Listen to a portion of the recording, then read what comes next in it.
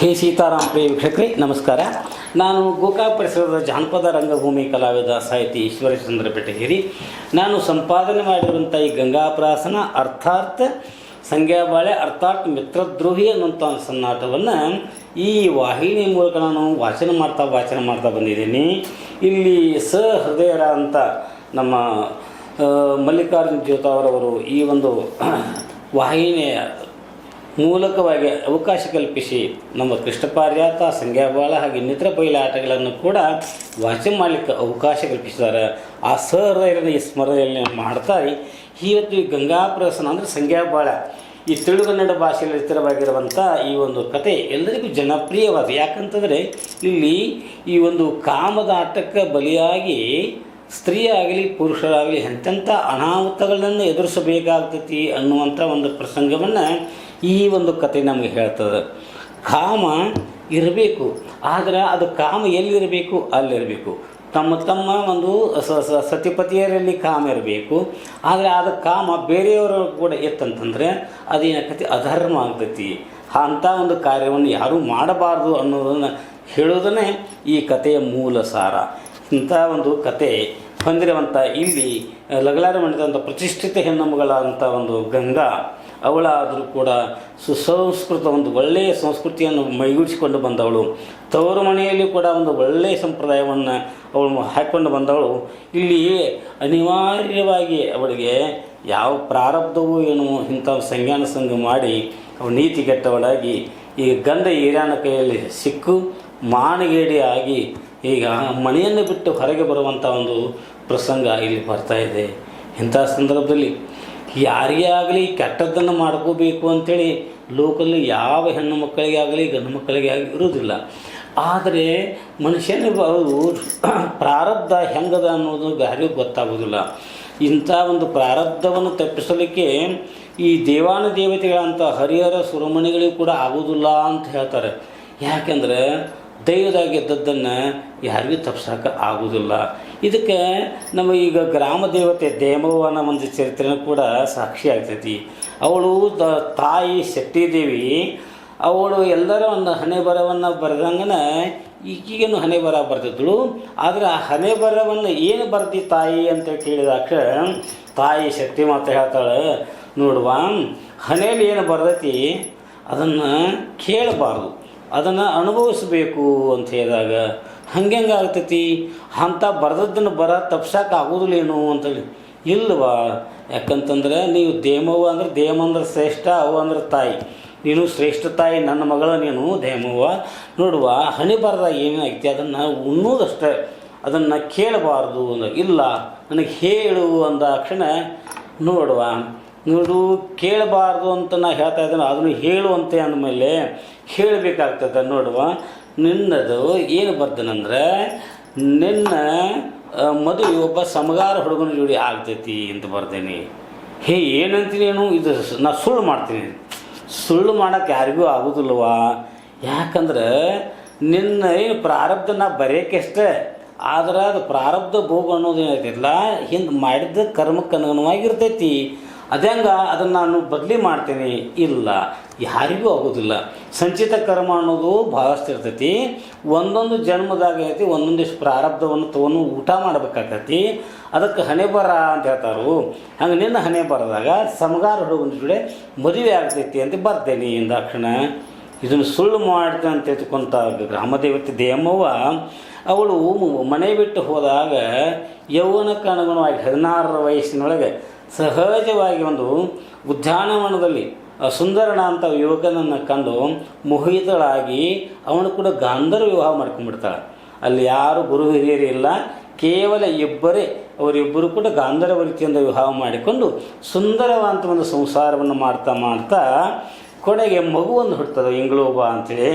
ಆ ಮಗು ಆಡ್ತಾ ತಂದೆಯ ಒಂದು ಕಾರ್ಯಾಗಾರಕ್ಕೆ ಹೋದಾಗ ಅಲ್ಲಿದ್ದಕ್ಕಂಥ ಒಂದು ಚರ್ಮದ ತುಂಡನ್ನು ಕಿಸೆಯಲ್ಲಿ ತೆಗೆದುಕೊಂಡು ಬಂದು ಮನೆಯಲ್ಲಿ ತಾಯಿ ಅವನ ಪರೀಕ್ಷಿಸಲಾಗಿ ಇದು ಎಲ್ಲಿಂದ ಬಂತು ಅಂದಾಕ್ಷಣ ಇದು ನಮ್ಮ ತಂದೆಯ ಒಂದು ಅಂಗಡಿಯಿಂದ ಆತನ ಮಾಡ್ತಕ್ಕಂಥ ಕಾರ್ಯಾಗಾರದಿಂದ ತಂದೆಯಿಂದ ಅಕ್ಷಣ ಒಮ್ಮೆಲೆ ತಟ್ಟ ನೆನಪಾಗ್ತೈತಿ ದೇಮವ್ವಗ. ಹೌದು, ನಮ್ಮವ್ವ ನನ್ನ ಹಣೆ ಬರ ಏನು ಬರ್ತಳು, ನಿನ್ನ ಹಣೆ ಬರ ಒಬ್ಬ ಸಮಗಾರ ಹುಡುಗನು ಕೂಡ ಮದುವೆ ಆಗ್ತೈತಿ ಅಂತ ಬಿಡ್ತಿದ್ದಳು. ಅದಕ್ಕೂ ಅದು ಖರೇನ ಆಗಿಬಿಡ್ತು ಅಂತೇಳಿ. ಅಂದ್ರೆ ದೇವಾನ ದೇವತೆಯ ಅಂತ ದೇಮವ್ವ ಅವಳ ಒಂದು ಹಣೆಬರವನ್ನು ಎಲ್ಲರ ಹಣೆಬರವನ್ನು ಬರುವಂಥ ಶೆಟ್ಟಿ ದೇವಿ ಶೆಟ್ಟಿ ತಾಯಿ ಬರೋಂಥ ಒಂದು ಪ್ರಾರಬ್ಧ ಹೆಂಗದನು, ಅದಕ್ಕೆ ಅನುಗುಣವಾಗಿ ರಾಣಿಗಾನ ಕೂಡ ಮದುವೆ ಆಗಿ ಅಂತ ಅವನು ಕೂಡ ಕಲಹ ಆಗಿ ಕೋಣೆಗೆ ಇವಳು ರುದ್ರ ರೂಪವನ್ನು ತಾರಿದಾಕ್ಷಣ ಅವಳ ಕೋಣನ ಬಾಯಿಗಳು ಹೋದಾಕ್ಷಣ ಕೋಣವನ್ನು ಕಡಿಯುವಂಥ ಸಂಪ್ರದಾಯ ಕೊಡಿ ಬಂದತಿ. ಹಿಂಗೆ ಗಂಡ ಹೆಂಡರ ಜಗಳ ಇದು ಇರಬೇಕು, ಆದರೆ ಗಂಧ ತಿಳಿದಂಗೆ ಇರಬೇಕು. ಆದರೆ ಈ ರೀತಿಯದ್ದು ರೋಷ ವಿರಸಕ್ಕೆ ಆಗಬಾರ್ದು ಅನ್ನುವಂಥ ದೃಷ್ಟಿಯಿಂದ ಎಷ್ಟೇ ಹೆಣ್ಣುಮಕ್ಕಳು ಪ್ರಯತ್ನ ಮಾಡಿದರೂ ಕೂಡ ಮನೆ ಛಿದ್ರ ಆಗೋದು ಮಾತ್ರ ಸಹಜಿಕದ.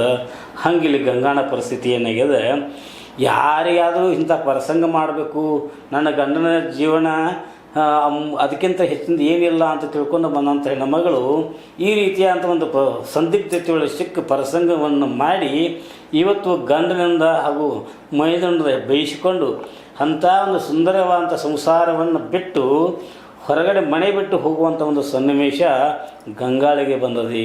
ನಿಜವಾಗಿಯೂ ಗಂಗಾ ಈ ಒಂದು ಜೀವನದ ಒಂದು ಪಗಡೆ ಆಟದೊಳಗೆ ದಾಳಾಗಿ ಬಿಟ್ಟಿದ್ದಾಳೆ. ಅವ್ರು ಯಾರ್ಯಾರು ಹೆಂಗೆ ಒಗಿತಾರೋ ಹಂಗಲ್ಲಿ ಒಗಿಸ್ಕೋಬೇಕಾಗೈತಿ.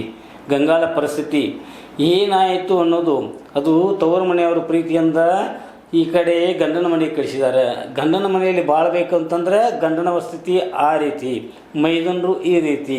ಇಂಥದ್ರಲ್ಲಿ ಮನುಷ್ಯನಿಗೆ ಬಂಗಾರ ಬೇಕು, ಬಂಗಾರ ಕಳವಾದಾಗ ಮನಸ್ಸು ವ್ಯಾಕುಲ ಆಗೋದು ಸಹಜ. ಅಂಥ ಬಂಗಾರ ಒಬ್ಬರು ಸಿಕ್ಕೈತೆ ಅಂದ್ಕೂಲೆ ಅದು ಸಿಕ್ಕಿದ್ದನ್ನು ಬಡಿಬೇಕು ಅಂತ ತಿಳ್ಕೊಂಡು ಮನುಷ್ಯ ಏನನ್ನಾದರೂ ಮಾಡಬೇಕು ಅನ್ನೋಂಥದ್ರೊಳಗೆ ಈ ರೀತಿಯ ಒಂದು ಸಂದಿಗ್ಧ ತಿಳಿಸಕ್ಕಂಥ ಗಂಗಾ ಆ ಸಂಜ್ಞಾನ ವಶವಾಗಿ ಇವತ್ತು ಆ ಗಂಡನ ಮದುವೆಗೆ ಸಿಕ್ಕು ಇವತ್ತು ಗಂಡನ ಮನೆಯಿಂದ ಹೊರಗೆ ಹೋಗುವಂಥ ಒಂದು ಸನ್ನಿವೇಶ ಇಲ್ಲಿ ಹೃದಯ ವಿದ್ರಾವಕವಾಗಿ ಯಾರಿಗಾದರೂ ಯಾವುದೇ ಹೆಣ್ಣು ಮಗಳಿಗಾದರೂ ಇಂಥ ಒಂದು ಪರಿಸ್ಥಿತಿ ಬರಬಾರದು ಅಂಥೇಳಿ ಅನ್ನಿಸ್ತದೆ, ಮನ ಮಡಿತೈತಿ. ಆದರೂ ಏನೂ ಮಾಡೋಕ್ಕಾಗೋದಿಲ್ಲ. ಅಂಥ ಪ್ರಸಂಗದೊಳಗೆ ಈಗ ಗಂಗಾ ಸಿಕ್ಕಿದಾಳೆ.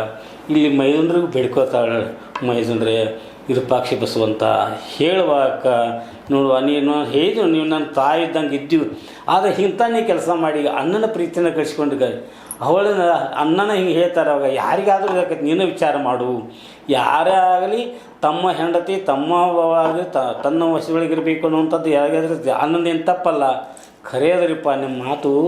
ಅದನ್ನು ನಾನು ತಪ್ಪಿ ಹಿಂಗೆ ಮಾಡಿದ್ದೀನಿ, ಅದಕ್ಕೆ ಏನು ಮಾಡೋಕ್ಕೆ ಬರೋದಿಲ್ಲ, ನಿನ್ನ ಮನ್ಯಾಗ ಇಟ್ಕೊಳ್ಳೋಕ್ಕೂ ಬರೋದಿಲ್ಲ. ಅದಕ್ಕೆ ನೀನು ಸರಳ ಅನ್ನ ಹೇಳ್ದಂಗೆ ನಿನ್ನ ಕೊಳ್ಳಾಗಿಂತ ಬಂಗಾರದಾಗಣೆಗಳನ್ನು ನಿನ್ನ ಏನಿದ್ದು ಅವನ್ನೆಲ್ಲ ಇಟ್ಟು ಪಿತಾಂಬರವನ್ನು ಇಟ್ಟು ನೀನು ಈಗ ನಮ್ಮ ಮನೆ ಬಿಟ್ಟು ಹೊರಗೆ ಬೀಳು. ಹಂಗಾಯಿತು. ಆದರೆ ಈಗ ನಾನು ಹೋಗ್ಬೇಕಾದ್ರೆ ನನಗೆ ಯಾಕೋ ಮನಸ್ಸಾಗುತ್ತೆ. ಅದು ಹಂಗವ ಮನಸ್ಸು ಎಲ್ಲರದು ಹಂಗತಿ, ಎಲ್ಲ ಮನಸ್ಸು ಚಲೋ ನಾವು ವಿಚಾರ ಮಾಡ್ತಿರ್ತೀವಿ. ಅದಕ್ಕೆ ಹೇಳ್ತಾರು ಮನುಷ್ಯ ಈ ಮಂಗ್ಯಾನಂತ ಮನಸ್ಸನ್ನು ಬೆನ್ನು ಹತ್ತಬಾರದು, ತಿಳಿಬೇಕವ ನನಗೆ. ಅಲ್ಲ ಮೈದುಂಡ್ರೆ ನೀವು ಹೇಳಿದ್ದು ಕರೆ ಐತಿ, ನಾನು ಹಿಂಗೆ ಮಾಡ್ಬೇಕಂತೇಳಿ ನನ್ನ ಕನಸು ಮನುಷ್ಯನಾಗೂ ಇರಲಿಲ್ಲ ಇಲ್ಲ, ಆದರೂ ಮಾಡಿದ್ದೆ ನೋಡುವ. ಈಗ ಮಾಡಿದ್ದನ್ನು ಮಾರಾಯ ಆಗೈತಿ. ಅದಕ್ಕೆ ನೋಡು ಅಣ್ಣ ಹೇಳಿದಂಗೆ ನೀವು ನಮ್ಮ ಎಲ್ಲ ಬಂಗಾರದ ಬಣ್ಣ ಎಲ್ಲ ನಮ್ಮ ವಶ ಕೊಟ್ಟು ಇವತ್ತು ಆ ಮುತ್ತಿನ ಹಾರ ತೆಗೆದು ನಮಗೆ ಏನಿದ್ರಲ್ಲ ವಸ್ತ್ರಾಭರಣಗಳೆಲ್ಲ ತೆಗೆದುಕೊಟ್ಟು ನೀ ಸರಳಿಗೆ ಮನೆ ಬಿಟ್ಟು ಹೋಗ್ಬೇಕು ನೋಡು. ಮೈದುಂಡ್ರ ನಾನು ವಿರೂಪಾಕ್ಷಿ ಬಸವಂತ ನಿಮ್ಮನ್ನು ಬಿಟ್ಟು ಹೆಂಗೆ ಹೋಗಲಿ, ಏನೂ ಮಾಡೋಕೆ ಬರೋದಿಲ್ಲ ಯವ್ವ. ನೀ ಹೆಂಗೆ ಚಲೋ ಇದ್ದಿದ್ರಂದ್ರೆ ನಾವ್ಯಾಕೆ ನಿಮ್ಮನ್ನ ಇದು ಮಾಡ್ತಿದ್ದೀವಿ. ನೀನು ಮಾಡಬಾರ್ದು ಕೆಲಸ ಮಾಡಿದ ಕೂಡಲೇ ಈಗ ಅಣ್ಣ ಹೇಳ್ದಂಗೆ ಮನೆ ಬಿಟ್ಟು ಹೊರಗೆ ಹೋಗಬೇಕು ನೀನು. ಆಗಲಿ ಇದೆಲ್ಲ ಪಿತಾಂಬರವನ್ನು ತಗೋರಿ, ಬಂಗಾರಗಳನ್ನು ತಗೋರಿ. ಆದರೆ ಮಂಗಲಸೂತ್ರ ಏನು ಮಂಗಲಸೂತ್ರ ತಮ್ಗೌಡ್ರೆ ಏನು ಮಾಡಾಕತ್ರು ಏನನ್ನ ನೀ ಹೇಳ್ದಂಗೆ ಏನು ಎಲ್ಲ ಬಂಗಾರದ ಆಭರಣಗಳೆಲ್ಲ ಕೊಟ್ಟಾಳು. ಆದರೆ ಕೊಳ್ಳಾಗಿನ ಮಂಗಲಸೂತ್ರ ಕೇಳಿದ ಕೂಡಲೇ ನಮಗೂ ಕೇಳೋದು ಅಷ್ಟೇ ವಜ್ಜೆ ಆಗತೈತಿ. ಅಕ್ಕಿ ಹಾಕು ಕೊಡಾಕದು ಮಾಡಾಕತ್ತಾಳು. ಹಿಂಗೆ ಈ ಕತ್ರಂಡೆ ಅಲ್ಲ ನಾನೇ ಇಲ್ಲ ಅಂದ ಕೂಡಲೇ ಆ ಮಂಗಲಸೂತ್ರ ಕಟ್ಕೊಂಡು ಏನು ಮಾಡ್ತೀನಿ ನೀನು ನೋಡು. ಸರಳ ಮಂಗಲಸೂತ್ರ ತೆಗೆದಿಟ್ಟು ನೀನು ನಮ್ಮ ಮನೆಯಿಂದ ಹೊರಬೀಳು. ಅಯ್ಯೋ ನಾನು ಹೆಣ್ಣಿಗೆ ಅದೇನು ಹೇಳಬೇಡ ನೀನು. ಮಂಗಲಸೂತ್ರ ಸಕಲ ಆಭರಣ ಎಲ್ಲ ಹೇಳ್ತಿಕ್ಕರೆ, ಆದರೆ ಆ ಮಂಗಲಸೂತ್ರ ಕಟ್ಟಿಕೊಳ್ಳುವಂಥ ಯೋಗ್ಯತೆ ನಿನ್ನಲ್ಲಿ ಐತಿ. ಅಲ್ಲ ಮಂಗಲಸೂತ್ರ ಯಾಕೆ ಕಟ್ತಾರೋ ಅದನ್ನಾರ ಗೊತ್ತೈತಿ ಏನು ಹೇಳ್ರಿ. ಅಲ್ಲ ಕೊರಳಾಗ ಮಂಗಲಸೂತ್ರ ಕಟ್ಟಬೇಕಾದ್ರೆ ಲಗ್ನದ ಸಮಯದಾಗ ಎಲ್ಲ ಗುರು ಹಿರಿಯರು ಕೂಡಿಕೊಂಡು ಎಲ್ಲ ಮುತ್ತೈದೆಯರು ಎಲ್ಲರ ಒಂದು ಆಶೀರ್ವಾದ ಮಾಡಿ ಇದನ್ನು ಒಂದು ಶಿವಮೂರ್ತಿ ಸಾವಧಾನ ಅಂತೇಳಿ ಹೇಳ್ಕೊಂಡು ಕೊಳಗ ಕಟ್ಟುತ್ನಾಗ ಏನು ಹೇಳ್ತಾರೆ ಅಂದ್ರೆ ತಾಳಬೇಕು, ಸಾವಧಾನ ಸಾವಧಾನ ಅಂತ ಹೇಳ್ತಾರೆ. ಗೊತ್ತೈತಿಲ್ಲ? ಹೌದಲ್ರಿ, ನೀವು ಹೇಳಿದ ಕರೆ ಐತಿ. ಅದನ್ನು ನಿನಗೆ ಹೇಳೋದು, ಬೆಕ್ಕಂತ ಜೀವನದ ಸಂಕಷ್ಟ ಬರಲಿ, ತೊಂದರೆ ಬರಲಿ, ತಾಪತ್ರಯ ಬರಲಿ, ಅದನ್ನು ತಾಳು ಅಂತೇಳಿ ಕೊಳ್ಳಾಗ ತಾಳಿ ಕಟ್ಟಿರ್ತಾರೋ ಅದನ್ನ ಲಕ್ಷ ಬೇಕು. ಇನ್ನು ಆ ತಾಳಿ ನನಗೆ ಅದಕ್ಕೆ ಬೇಕಾಗೈತಿ? ಅಯ್ಯೋ, ನೀವು ಹೇಳೋ ಮಾತು ಕರೆಯದರಿ. ಆದರೂ ಹೆಣ್ಮಕ್ಕಳಿಗೆ ತಾಳಿನ ದೊಡ್ಡ ಭಾಗ್ಯ ಅದರೇ. ತಾಳಿ ಭಾಗ್ಯ ದೊಡ್ಡದಂತೇಳಿ ತಿಳ್ಕೊಂಡು ಪ್ರತಿಯೊಬ್ಬ ಹೆಣ್ಣುಮಕ್ಕಳು ಬಡವರೇ ಇರಲಿ ಏನೇ ಇರಲಿ ಕೊರಳಾಗೊಂದು ಅರಿಶಿನ ಬೇರೆ ಕಟ್ಕೊಂಡ್ರೆ ಅದು ತಾಳಿಗೆ ಸಮ ಅಂತೇಳಿ ತಿಳ್ಕೊಂಡು ಬರ್ತಾರೆ. ಅಂಥ ತಾಳಿ ಕಟ್ಟುವ ಯೋಗ್ಯತೆ ಎಲ್ಲಿದೆ ನನಗೆ? ನಿಮ್ಮ ಮಾತು ಕರೆಯದರಿ. ನಾನು ಜಾರಿದಂತ ಜಾರಿನೇ ಆಗೀನಿ. ನಿಮಗೆ ಹೇಳಿದಂಗೆ ಇದು ಒಂದು ತಾಳಿಯನ್ನು ಕಟ್ಕೊಳ್ಳೋಂಥ ಭಾಗ್ಯನೂ ನನಗೆ ಇಲ್ಲ. ಅಂದಮೇಲೆ ಈ ತಾಳಿಯನ್ನು ನನ್ನ ಮೈದಂಡ್ರ ಕೈಯಾಗ ಕೊಡೋಕ್ಕಿಂತ ತಾಳಿ ಕಟ್ಟಿದವರ ನೀವು ಅದರಿ. ನೀವು ನನಗೆ ಏನೇ ಇದ್ದರೂ ಕೂಡ ನನಗೆ ದೇವರಿದ್ದಂಗೆ, ನಮಗೆ ನನ್ನ ಗಂಡ. ಅದಕ್ಕೆ ನೀವು ನನ್ನ ಕೊರಳಿರ್ತಕ್ಕಂಥ ತಾಳಿಯನ್ನು ಬಿಚ್ಕೊಡ್ರಿ. ಹಾಂ, ನನಗೆ ಬಿಚ್ಕೊ ಅಂತ ಹೇಳ್ತಿ? ಹೌದ್ರಿ. ಈ ತಾಳಿ ಮಾಲೀಕರು ಯಾರು? ನೀವು. ಮತ್ತು ಕಟ್ಟಿದವರು ನೀವು. ನನ್ನ ಮೇಲೆ ಅಧಿಕಾರ ನಿಮ್ಮದೈತಿ. ನಿಮಗೆ ನನ್ನನ್ನು ಏನು ಬೇಕಾದ್ದು ಮಾಡಲಿಕ್ಕೆ ಅಧಿಕಾರ ಇದ್ದಾಗ ನಿಮ್ಮ ಮನೆ ನಾಯಿಯಂಗೆ ನನ್ನ ಜೋಪಾನ ಮಾಡಿರಿ, ನನ್ನ ಹೊರಗೆ ಕಳಿಸ್ಬೇಡ್ರಿ ಬೇಡ್ಕೋತಾ ಇದ್ದೀನಿ ಪ್ರಾಣಕ್ಕಂತ ವಿಚಾರ ಮಾಡಿರಿ. ಏನು ವಿಚಾರ ಮಾಡೋದೈತೆ? ನನ್ನ ಮುಖ ನೋಡಾಕನ ಮನಸ್ಸು ಬರ್ತಾಯಿಲ್ಲ. ಅಂಥ ಹೇಸಿ ಕೆಲಸ ಮಾಡಿದ್ದು ನನ್ನ ಮನ್ಯಾಗ ಇಟ್ಕೊಂಡು ಹೆಂಗೆ ಮಾಡಲಿ? ನೀ ನಾಯಿ ಹಂಗೆ ನಮ್ಮ ಮನ್ಯಾಗ ಇರ್ತಂತೆ, ನಾಯಿಗೆ ನೇತಿರ್ತೈತಿ. ಯಾಕೆ? ಸಾಕಿದ ಯಜಮಾನನ ಮಾತು ಕೇಳ್ಕೊತ ಆತ ಬಾ ಅಂದ್ರೆ ಬರೋದು, ಹೋದಂದ್ರೆ ಹೋಗು, ಇಂತಾಗ ಕೆಲಸ ಮಾಡ್ತಾನೆ ನಾಯಿ. ಅವನು ಬಾಗಲಾಕ ಹಾಕೋತ ಬಾಗಿಲದ ಬಳೆನ ಅವನು ಕಾಲು ಬಿಡಕ್ಕೆ ಬಿದ್ದಿರ್ತೈತಿ. ಅಂಥ ನಾಯಿ ಕಿಮ್ಮತ್ತು ನಿನಗೆಲ್ಲೈತೆ? ನೇತಿಲ್ಲದ ನಾಯಿ ನೀನು. ಅಯ್ಯೋ, ನೀವೇನಂದರೂ ಕೂಡ ಅದು ಕರೆನೇ ಐತಿ. ನನಗೇನೂ ಮಾತಾಡೋಕ್ಕೆ ಬರ್ತಾಯಿಲ್ಲ. ಆದ್ರೆ ನಾನು ನಿಮ್ಮನ್ನು ಬಿಟ್ಟು ಹೆಂಗೆ ಹೋಗಲಿ? ಈ ಕೊಳ್ಳಾಗಿನ ತಾಳಿ ನಾನು ಬೆಚ್ಚಿ ಕೊಡೋಕೆ ನನಗೆ ಆಗ್ತಾಯಿಲ್ಲ ರೀ. ಅದಕ್ಕನ ತಾಳಿ ಮಹತ್ವ ಏನಂಬುದನ್ನು ತಿಳ್ಕೋಬೇಕು. ಹೆಣ್ಣು ಮಕ್ಕಳಿಗೆ ತಾಳು ತಾಳು ತಾಳು ಅಂತ ತಿಳ್ಕೊಂಡು ತಾಳಿ ಕಟ್ಟಿದ್ದಾರೆ. ಜೀವನದೊಳಗೆ ಒಂದೇ ಬರೋಂಗಿಲ್ಲ. ಸಾಕಷ್ಟು ಸಮಸ್ಯೆಗಳು, ಸಂಕಟಗಳು, ತೊಂದರೆಗಳು, ಆಪತ್ತು ಬಂದರೂ ಸಹಿತ ತಾಳವ ನೀನು ಅಂತ ತಿಳ್ಕೊಂಡು ಕೊಳ್ಳಾಗ ತಾಳಿ ಕಟ್ಟಿರ್ತಾರೆ. ಅಂಥ ತಾಳಿ ಮಹತ್ವ ತಿಳ್ಕೊಂಡು ಬದುಕಬೇಕಾದ್ರೆ ಜೀವನದಾಗ ಒಂದೊಂದು ಹೆಜ್ಜೆ ಇಡಬೇಕಾದರೂ ಕೂಡ ವಿಚಾರ ಮಾಡಿ ಇಡಬೇಕು ಹೆಣ್ಣು. ಅದಕ್ಕೆ ಸಪ್ತಪದಿಗಳನ್ನು ತುಳಿತಾರೆ. ಅಂದ್ರೆ 7 ಹೆಜ್ಜೆಗಳನ್ನು ಹೇಳ್ತಾರೆ. ಅಂದ್ರೆ ಮನುಷ್ಯ ಹೆಂಗಿರಬೇಕು, ಹೆಂಗೆ ಬಾಳಬೇಕು ಅನ್ನೋದನ್ನು ಕಲಿಸ್ತಾರೆ. ಇಂಥ ತಿಳ್ಕೊಂಡು ನೀನು ತಾಳಿ ಬಗ್ಗೆ ನನಗೆ ಏನೇನು ಗೊತ್ತಿಲ್ಲ, ಆದ್ರೆ ಇಂಥ ಕೆಲಸಕ್ಕೆ ಮಾಡಿದ್ವಿ. ನಿನ್ನ ಕೆಲಸಕ್ಕೆ ನಾ ಇನ್ನೂ ನಿನ್ನ ಕ್ಷಮ ಮಾಡೋದಿಲ್ಲ. ಸರಳ ನಾ ಕಟ್ಟಿದ್ದ ತಾಳಿನ ನೀನೇ ಏನು ಬಿಚ್ಚಿಡ್ತೀಯೋ ನಾನು ಹರಿದು ಬಿಡಲು.